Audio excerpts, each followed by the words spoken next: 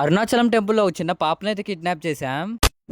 Hey guys, మనం last వీడియోలో చెప్పుకున్నాం కదా మావ, దర్శనం ఎలా జరిగిందో నెక్స్ట్ వీడియోలో చెప్తా అని. దర్శనం అయితే పర్లేదు మావ, బానే జరిగింది. మీకు తెలిసిందే కదా మావ, ఇలాంటి పెద్ద పెద్ద టెంపుల్స్ ఎక్కువసేపు దర్శనం చేసుకోలేమని. పర్లేదు, ఉన్నంతలో బానే జరిగిందని చెప్పొచ్చు. దర్శనం చేసుకుని వచ్చేపాటికి మన మ్యారియో గడ్ పరిస్థితి అయితే ఇది మావ, అడ్డం పడ్డాడు దెబ్బకి. వాడిని ఇంకా చిన్నగా లేపి ప్రసాదం కౌంటర్ దగ్గరికి అయితే వెళ్ళాం. దారిలో ఒక చిన్న పాప మావ, వాళ్ళ మమ్మీ ఎత్తుకోలేదని ఏడుస్తుంది. అందుకే మన మ్యారియో గడ్ చేయి పట్టుకొని తీసుకెళ్తున్నాడు. ఇంకా ఫైనల్ గా ప్రసాదం తీసుకోవడానికి అయితే వచ్చాం. పోన్లే మావ, ఇక్కడ కొంచెం తక్కువ క్రౌడ్ ఉన్నారు. సో గైస్, ఫైనల్లీ మన మ్యారియో గడ్ ప్రసాదం అయితే సాధించాడు మావ. సో ఇంకా పదండి, తినడానికి ఏమైనా తీసుకుని డైరెక్ట్ రూమ్ కి వెళ్దాం. మనం నార్మల్ గా ఇడ్లీని తుంచుకొని తింటాం కదా, ఇక్కడ అంత కష్టం ఉండదు. ఎందుకంటే ఇక్కడ తుంచుకోవడానికి ఉండము, ఇడ్లీ అంత గిట్టుకుంటే నార్మల్ గా చేతితో తినేసేయడమే. ఇంకెక్కడ చూసారా, చట్నీ ముడిస్తే సాంబార్ 5 ఇచ్చారు. ఇంకా తిన్న తర్వాత నా కాలం చూసుకుంటే నాకే ఏడుపు వచ్చింది మావ. చూడండి అక్కడ మొత్తం ఆ ఏరియా మొత్తం వాచిపోయింది. ఇది ఒక్క కాలికే కాదు, ఈ కాలం కూడా చూడండి మావ, బొబ్బ వచ్చింది. బొబ్బలు వస్తే వచ్చేమో, అసలు కంప్లీట్ చేయలేనేమో అనుకున్నా. ఎలా అయితేనే ఆ శివయ్య దయ వల్ల కంప్లీట్ చేసాం. నెక్స్ట్ వీడియోలో మనం ఏం ప్రసాదం తీసుకున్నావో చూపిస్తా.